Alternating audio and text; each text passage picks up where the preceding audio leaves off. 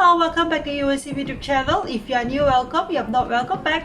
This is a channel where I share everything about property investing in Malaysia, especially in Penang State, and also including new property launches.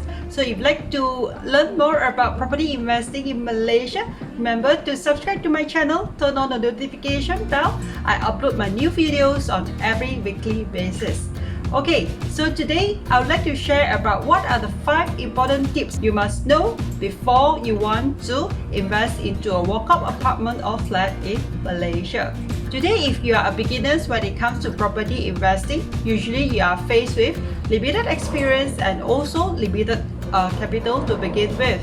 So for a beginner, it's always a good idea for you to start as small as possible. So what you can do is start to invest into a walk-up apartment or flat in Malaysia with your limited capital. So before you invest into the walk-up flat or apartment in Malaysia, what are the 5 important tips that you must know? Okay, recently I also shared a video on how I helped my daughter to invest into a walk-up flat in Malaysia with her limited capital where she accumulated from her past ang pao savings money. So if you'd like to watch this video, I put the link up here and also below on this video.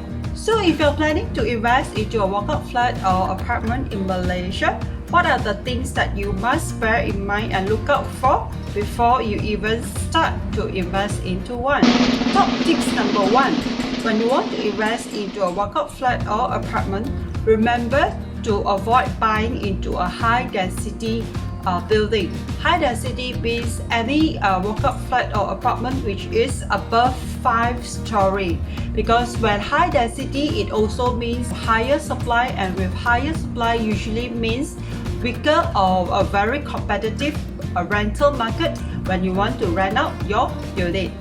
Okay, tips number 2. If you plan to invest for cash flow purpose, avoid buying unit which is at ground floor. Why?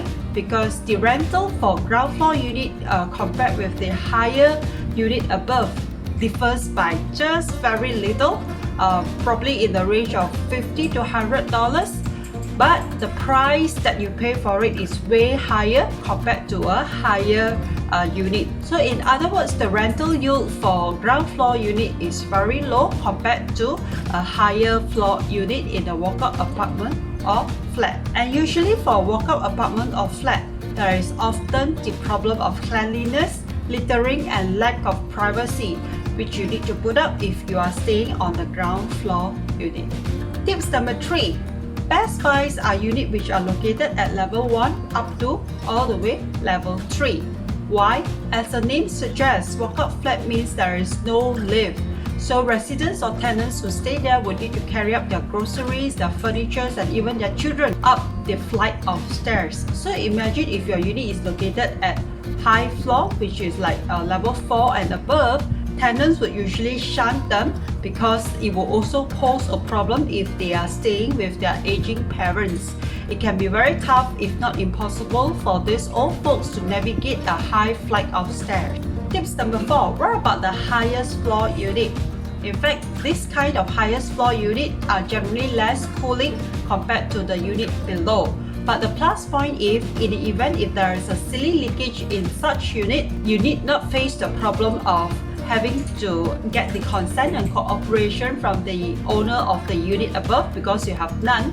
Instead, your contractor can easily go up to the rooftop and fix the ceiling leakage for you. When it comes to these tips, I recall a true story of one of my past clients where he happened to own an intermediate unit in an apartment, and his unit experienced ceiling leakage, and repeated attempts from the management and also from the owner to contact the owner of the unit above was futile. The owner was uncontactable, resulting in the tenants in his unit have to put up with the ceiling leakages for years, and in the end, due to the prolonged period, my client's unit suffers quite a big damage on the structural of this unit. So I would say this is a serious point which you'd like to ponder upon if you are planning to invest into a walk-up apartment or flat. Now lastly, we have come to the final point, which is tips number 5.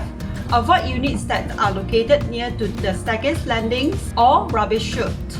I have also shared similar thing when it comes to choosing your condominium units. Why?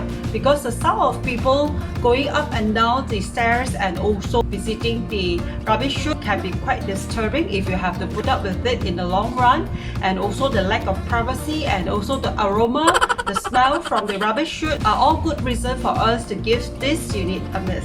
So these are all the 5 important tips you need to bear in mind when choosing to invest into a walk-up flat or apartment in Malaysia. If you have learned much from this video, I appreciate a thumbs up from you. And if you have not subscribed to this channel, remember to subscribe to this channel and turn on the notification bell. I upload new videos on a weekly basis.